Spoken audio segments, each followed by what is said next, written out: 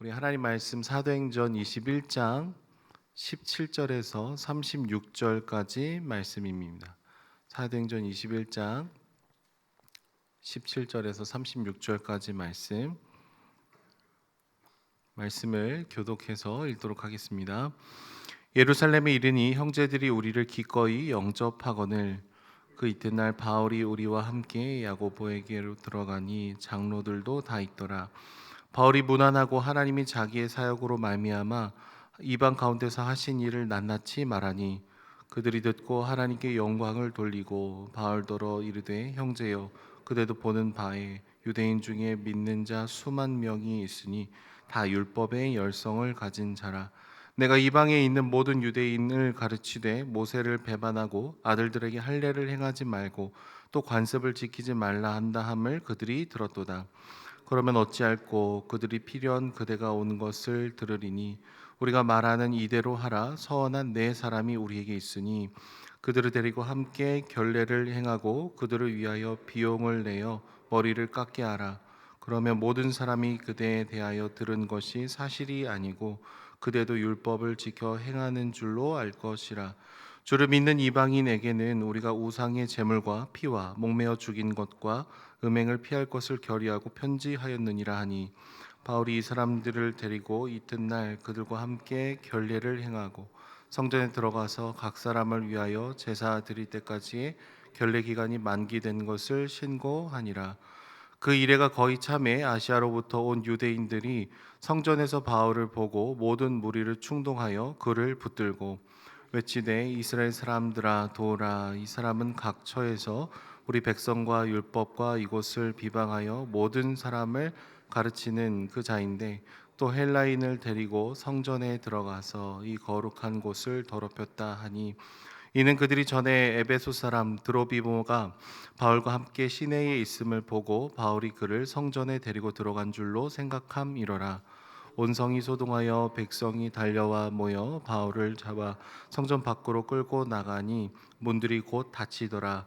그들이 그를 죽이려 할 때에 온 예루살렘이 요란하다는 소문이 군대의 천부장에게 들리매 그가 급히 군인들과 백부장들을 거느리고 달려 내려가니 그들이 천부장과 군인들을 보고 바울 치기를 그치는지라. 이에 천부장이 가까이 가서 바울을 잡아 두 쇠사슬로 결박하라 명하고 그가 누구이며 그가 무슨 일을 하였느냐 물으니 무리 가운데서 어떤 이는 이런 말로 어떤 이는 저런 말로 소리치거늘 천부장이 소동으로 말미암아 진상을 알 수 없어 그를 영내로 데려가라 명하니라. 바울이 층대에 이를 때에 무리의 폭행으로 말미암아 군사들에게 들려가니 이는 백성의 무리가 그를 없이 하자고 외치며 따라가미러라. 아멘. 오늘을 살아가는 우리는 굉장히 우리 스스로가 이성적이고 합리적이고 그래서 모든 것은 아니지만 꽤나 많은 것을 잘 알고 결정을 내가 잘 내렸다라고 생각하면서 삶을 살아갈 때가 참 많이 있습니다. 그러다 보니까 누군가의 삶에 이렇게 조언을 할 때도 있게 되죠. 근데 저는 주식을 해보진 않았는데 주식을 해보면 사람이 굉장히 겸손해진다고 얘기를 하더라고요. 왜냐하면 여러분 주식은요 나의 선택과 내가 선택을 내린 것의 결과가 1대1로 즉각적으로 이렇게 연결이 되기 때문에 그렇습니다. 다른 선택들은 막 선택이 막 누적이 되면서 오랜 기간 후에 그 결과가 나잖아요. 예를 들어서 공부를 뭐 열심히 했다. 하루 열심히 한다고 해서 결과가 바로 나지 않습니다. 쌓이고 쌓이고 쌓이면서 초등학교 때부터 고등학교 때까지 열심히 한 선택들이 모여서 입시 갈 때쯤에 이렇게 결론이 나지 않습니까? 근데 그 사이에 변수가 굉장히 많이 있는 거죠. 그러니까 오롯이 내 선택으로 좋은 대학에 갔다. 뭐 이런 거는 좀 어렵습니다. 뭐 좋은 부모를 만나고 집중할 수 있는 환경을 만나고 여러 요인들이 더 많기 때문이죠. 근데 주식을 하시는 분들은 내가 요거는 맞다. 그래서 열심히 샀는데 반토막이 나고 전혀 기대하지 않았던 종목이 막 오르게 되고 이런 것을 선택과 결과를 그냥 계속해서 마주하게 되면은 어떤 것을 고백하냐면은 내가 그동안 내 인생을 잘 선택해 갖고 잘 온 게 아니라 누군가가 나를 지켜주고 보호해 주지 않았으면은 나는 지금의 삶도 이렇게 영위할 수 없었겠구나라는 이 겸손한 고백을 하게 되더라라고 해요. 그래서 막 자기 자신에게 막 자신감이 있던 분들도 예상하지 못했던 것을 이렇게 경험하게 되면은 나는 아무것도 모릅니다. 이런 고백을 하게 되는 것이죠. 여러분, 우리가 솔직하게 고백할 수 있는 거는 사람은 참 모른다, 모든 것을 다 안다라고 얘기하지만 사실 한계에 갇혀 있고 내 나름대로는 최선이지만 그게 어떤 결과를 가져올지 사실 잘 모른다라는 고백을 할 수밖에 없는 그런 존재이죠. 그래서 우리가 기억해야 되는 것은요, 나의 작음을 알고 하나님의 크심을 기억을 해야 됩니다. 하나님, 나는 아무것도 모릅니다. 그래서 주님의 뜻만을 따르겠습니다. 우리가 그런 자세로 삶을 살아갈 필요가 있는 것이죠. 여러분, 때로는 하나님의 뜻과 나의 생각이 좀 다를 때가 있습니다. 그런데 우리는 절대자이신 하나님 앞에 엎드리고 순종할 수밖에 없는 존재라는 사실을 기억하면서 걸어가야 되는 것이죠. 오늘 읽은 우리의 말씀 가운데에서는요, 바울이 3차 전도 여행을 마치고 예루살렘으로 도착하는 장면들이 나오고 있습니다. 예수님께서 갈릴리에서 사역을 다 마치고 이 십자가 위에서 죽기 위해서 예루살렘으로 올라가셨듯이 사도 바울 역시 자기 자신에게 닥칠 고난이 어떤 것인지를 알면서도 예루살렘으로 달려갑니다. 예수님이 걸어가신 그 예루살렘을 향한 길은 십자가의 길, 죽음의 길로 달려가셨더라면 사도 바울이 달려갔던 그 길도 고난의 길, 죽음의 길을 알면서도 걸어갔더라라는 것이죠. 그런데 여러분, 바울은요, 자신이 어떻게 고난을 받고 힘들게 될지를 다 알면서도 사도행전 20장 24절에 이렇게 고백을 해요. 내가 달려갈 길과 주 예수께 받은 사명 곧 하나님의 은혜의 복음을 증언하는 일을 마치려 하면은 나의 생명조차 조금도 귀한 것으로 여기지 아니하노라라고 고백을 하죠. 여러분, 바울은 성령의 메인바 되어서 이 고난을 알면서도 그곳을 향해서 뛰어들고 있는 것입니다. 근데 바울이 이 걸음을 걸어가는 과정에서 두 번의 브레이크가 걸리게 되는데 왜냐하면 사람의 눈으로 봤을 때 고난, 힘듦, 어려움, 이 길은 별로 이렇게 달갑지 않은 길이기 때문에 그렇습니다. 그래서 두루에서 만났던 동역자들도 바울에게 가지 말라고 얘기해요. 그리고 선지자 아가보의 예언에서 가지 말라고 얘기를 합니다. 근데 바울은 계속해서 어찌 될지를 대략 알면서도 계속해서 그 길을 걸어가고 있다라는 것이죠. 오늘 본문을 보시면 예루살렘으로 들어가게 되니까 야고보와 교회 장로님들을 만나게 됩니다. 그리고 이방인들 가운데 하나님께서 행하셨던 일들이 무엇인지를 이렇게 간증하고 보여주고 하나님께 영광을 올려드리는 긍정적인 면들을 보게 됩니다. 사도행전 말씀에 기록이 되어 있지 않지만은 바울과 동행한 이 이방인 교회 대표자들은 아마 예루살렘 교회의 경제적인 어려움을 함께 나눠지기 위해서 연보, 헌금을 가지고 예루살렘 교회를 돕기 위해서 동행했었을 것입니다. 하지만 여러분, 그 당시에 예루살렘 교회의 내부에는 예수님을 믿었음에도 불구하고 여전히 모세의 율법에 대해서 너무나 지나치게 열심을 품은 사람들이 꽤나 많았다라고 오늘 본문에 얘기를 하고 있죠. 그리고 그래서 바울에 대해서 수많은 오해를 하고 있어서 바울과 그 동행한 사람들이 가져온 이 연보를 전달하는 것조차도 굉장히 부담스러운 그런 상황이었습니다. 왜냐하면 바울과 그 일행이 가져온 이 연보를 또 그들을 환영하고 수용하면은 이 교회 지도자들 역시도 뭔가 율법을 훼손시키는 존재로 여겨질 수 있는 위험이 있기 때문이죠. 그래서 야고보와 교회 장로들은 유대 출신인 기독교인들이 바울을 향해서 갖고 있는 이 잘못된 오해를 종식시키기 위해서 하나를 제안해요. 그것은 바울이 정결 예식에 참여하는 것이었습니다. 그러니까 그 당시 예루살렘 교회 4명의 사람들이 나시린으로서의 서약을 하고 정결하게 하는 기간을 보내고 있었습니다. 근데 이 나시린 서약을 하고 들어갈 때 드는 이 재물에 대한 비용을 바울 네가 대신 부담해 주면 바울 네가 모세 율법을 다 필요 없다고 하지 말라고 했다라는 그 오해를 풀 수 있을 것이다라고 이 지혜로운 대안을 제시하고 있는 것이죠. 나시린 서약을 할 때에는요, 순양 2마리, 암양 1마리, 무교병 1광주리를 비롯한 제물들을 한 사람당 이렇게 바쳐야 됐습니다. 그러니까 이 재물들의 가격이 그렇게 만만치는 않았던 가격이었어요.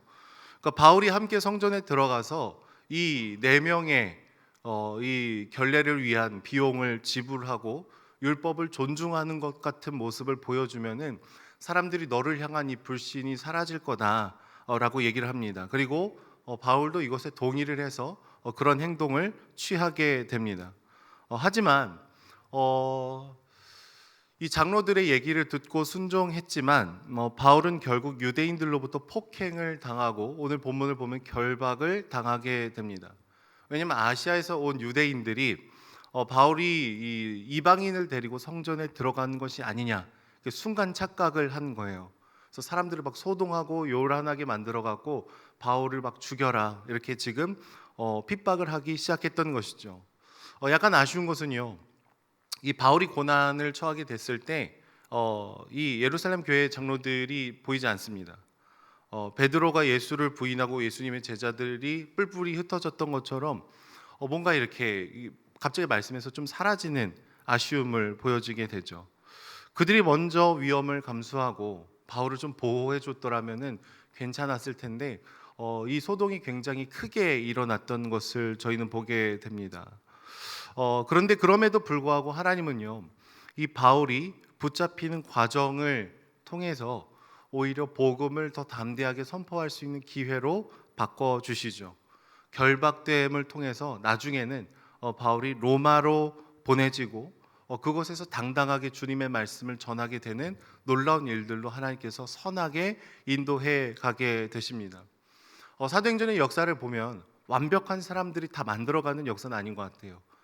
긍정적인 일들, 그리고 우리의 실수, 우리의 연약함, 우리의 부족함이 복잡하게 다 섞여 있지만, 근데 하나님은 이 연약함과 부족함과 아쉬움을 기가 막히게 빚어 가시면서 선한 길로 하나님께서 인도해 주시더라라는 것이죠. 여러분, 우리의 삶도 돌아보면 비슷하지 않습니까? 우리가 주일날 말씀을 듣고 정말 하나님의 뜻을 오롯이 순종하며 막 걸어가는 그런 모습이 있을 때도 있지만 나의 연약함, 나의 부족함, 나의 한계, 나의 잘못된 선택, 잘못된 판단 이런 것들이 막 이렇게 뒤섞이면서 뭔가 이제 하나님의 일들이 일어날까 좀 아쉬운 부분이 있을 수도 있을 것 같아요. 근데 오늘 말씀의 본문을 보시면은요, 하나님께서 가장 선한 길로 분명히 우리의 한계를 뛰어넘어서 역사하시더라라는 거예요. 사람들은 바울을 사랑하는 마음으로 예루살렘에 가지 말라 그랬을 거예요. 근데 바울이 가지 않았더라면 하나님께서 계획하신 일들이 일어나지 않았겠죠. 근데 하나님께서는 이 여러 가지 얘기들을 뚫고 나서도 주님의 뜻을 이루어가고 계시더라라는 것이죠. 여러분, 때로는 우리 삶에 나의 생각과 나의 계획이 주님의 뜻과 이렇게 좀 달라 보일 때가 있습니다. 그리고 주님을 따른다고 해서 모든 것이 다 열리고 평안하고 다 이렇게 술술 풀리지 않을 때도 있어요. 바울을 보십시오. 그냥 자기는 이방인들을 위해서 열심히 복음 전하고 예수님을 증거하고 왔더니 예루살렘 교회에서는 막 핍박받고 비난받고 오해받고 그 오해를 풀기 위해서 나름대로 액션을 취했는데 그게 또 꼬이고 좀 어렵지 않습니까? 그런데 우리는 그 뒤에 계신 주님을 바라봐야 되는 것이죠. 우리는 좀 망칠 수도 있고 우리는 실수할 수도 있지만 하나님께서 우리 바울의 인생을 또 복음의 확장을 하나님의 나라를 굳세게 붙드시면서 이 여러 가지 것들을 섞어 가시면서 다 주님의 길로 인도해 주시더라라는 거예요.